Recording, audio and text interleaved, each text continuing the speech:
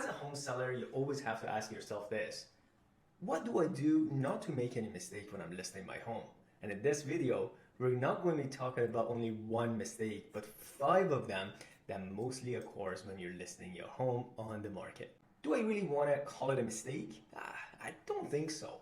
It's usually an overlooked factors that homeowners they're not looking into when they're planning to sell their home.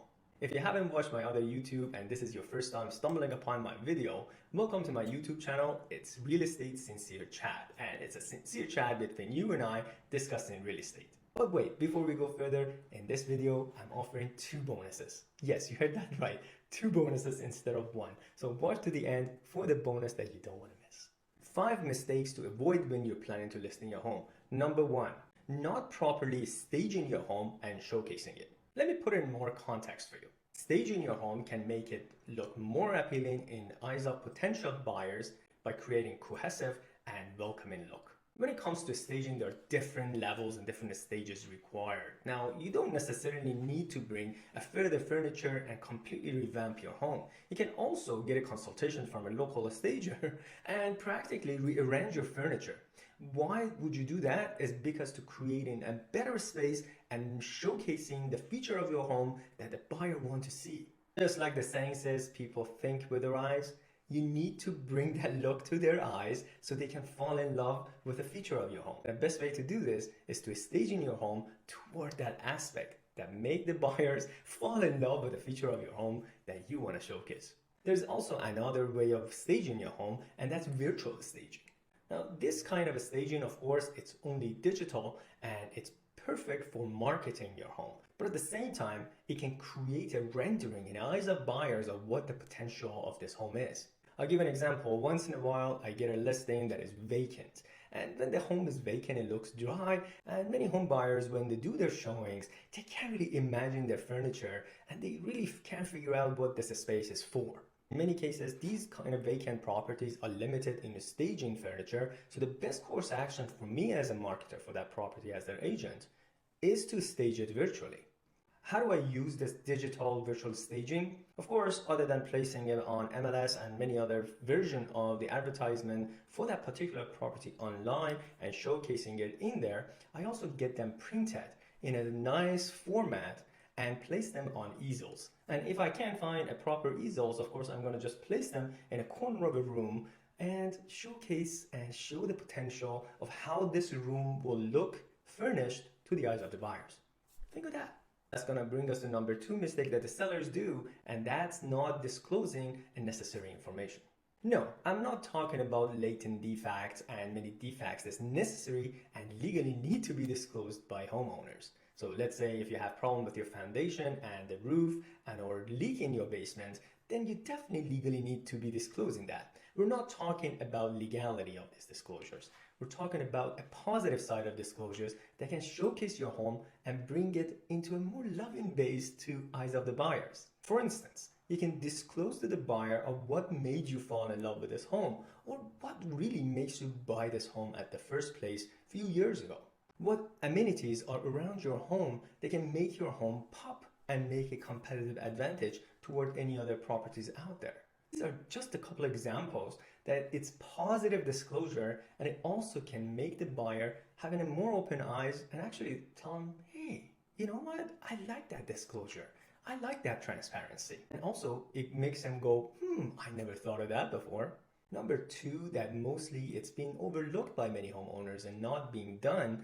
It's one of the good version of marketing base, and you can include that into your marketing and documentation when the buyers are inquiring for it.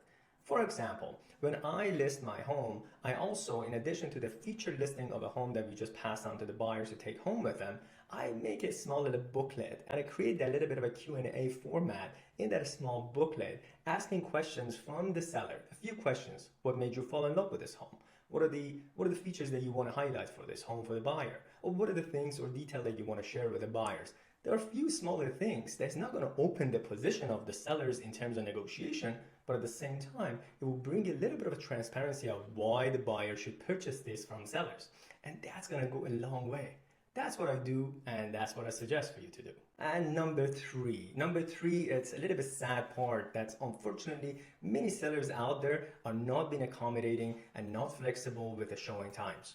I understand if your property is tenanted and you're at the mercy of the tenant and tenant's schedule. I totally understand that. But if you live in that home and your home is listed on the market, as a homeowner, as somebody that is eager to sell their home, what you need to do is to have accommodation and accept the facts that may be showings at any time. In many cases, although you do prefer a 24-hour notice or at least a day notice so you can prepare yourself, many of the showings happen last minute. I'm not talking an hour from now, but maybe a few hours, you can adjust those showings and accommodate them. How? By always being prepared and assuming there will be a showing at any time. That period that you're listing your home, I know you're going outside of your comfort zone by showing your home. It's going to be creating more time consuming to keep your home clean and maintained and staged at all time while you're living in it. But doing that and accommodating the showings, even if it's a last minute, trust me, it will make a day and night difference in terms of getting offers and not getting offers. As an agent, in my history, of course, I've dealt with sellers that they could not accommodate showing at the time that it was requested. So unfortunately, those showings can come in from a buyer that is visiting our town for a very short limited time and they just came across our listing and they need to see it before they leave. And trust me, based on the experience that I had before, many of these buyers are serious buyers and they see it, they make an offer and they make it happen. By ignoring them or telling them that, oh, it's too last minute, I can't do it, you're not going to be exposing your home as it should.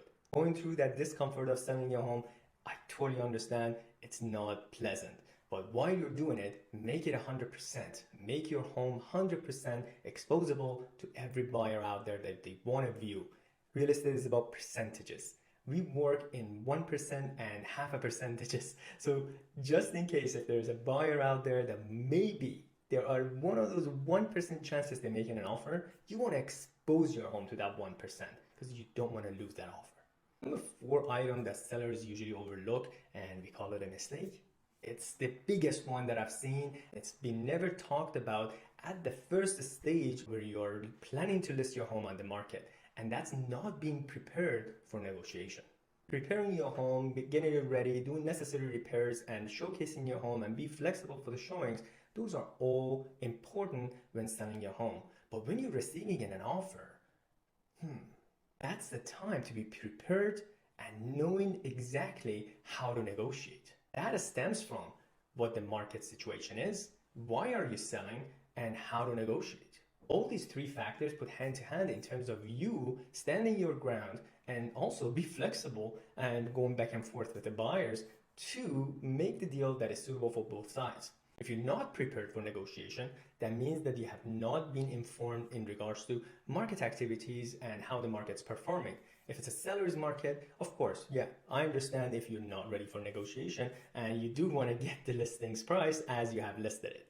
But what if the market is not in the seller's market and it's a buyer's market?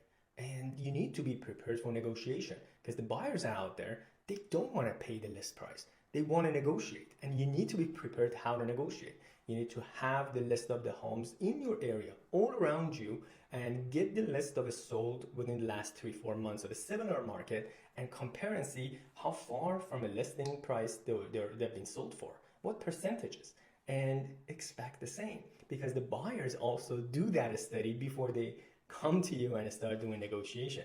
But make sure you compare your home, and that's where CMA or comparable market analysis comes to play when you're listing your home. Remember, when pricing your home, that's important, but also by selling your home, having that sold number in your mind and understanding how the sold number works, it's crucial, it's super important. You need to be prepared for negotiation. Number 5 is not properly marketing your home. But you need to understand as a homeowner what marketing is. We have advertisement, we have offline marketing, we have online marketing, we have exposure, all the combination of putting your home in front of potential buyers, any sort of avenue, it's marketing. Remember, even that virtual staging could be used as marketing, or that disclosures could be used as marketing. If you're not marketing your home properly, and if you're overlooking this important factor, you're shorthanding yourself by getting the most value for your home. If you remember, I mentioned 2 bonuses at the first of this video before I started. The first bonus is that I do want to share with you one of my most sought after and one of the most platform link that most of my clients, they love and they always reference back to, and that's Home Seller's Guide.